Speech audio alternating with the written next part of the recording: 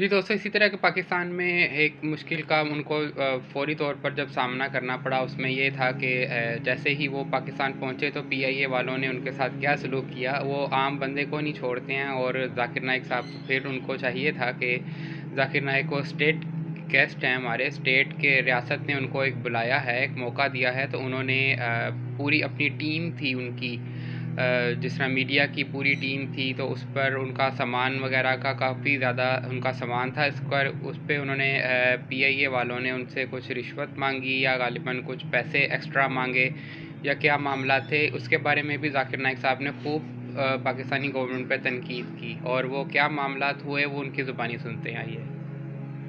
میں آ رہا تھا، ہمارا 1000 کلو تھا. پی آئی اے کے میں نے سی او سے بات کیا ہوں، نام نہیں لیتا ہوں.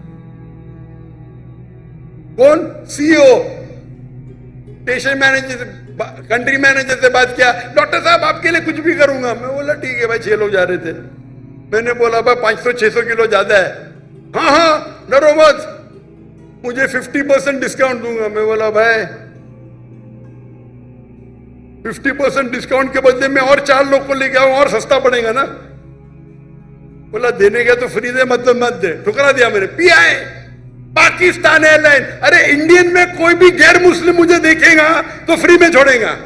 یہ ہے انڈیا. غیر مسلم ڈاکٹر ذاکر نائک کو دیکھے گا 1000 کلو 2000 کلو چھوڑ دیتا ہے. یہ پاکستان ہے. گورنمنٹ کا گیسٹ ہوں میں. میرے ویزا پہ لکھا اسٹیٹ گیسٹ. اور آپ کا سی او پاکستان کا بولتا ہے 50% ڈسکاؤنٹ دیں گا. چارج کر رہے 110 رنگٹ 1 کلو کا. مجھے اتنا دکھ ہوا کہ پاکستان میں آ رہا ہوں، doctor Zakir Naik state guest ہے، اور وہ 300 کلو چھوڑ نہیں سکتے. بولتے 50% ڈسکاؤنٹ دیں گے. مجھے نہیں چاہیے تیرا ڈسکاؤنٹ. السلام علیکم دوستو.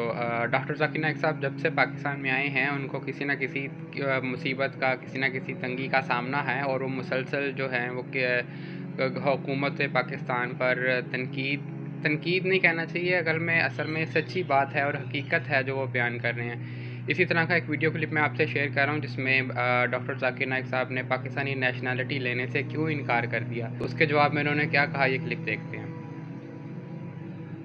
اس کا سوال تھا بھائی صاحب کا کہ اگر آپ کو پاکستان کی نیشنلٹی ملے گی تو کیا میں لوں گا.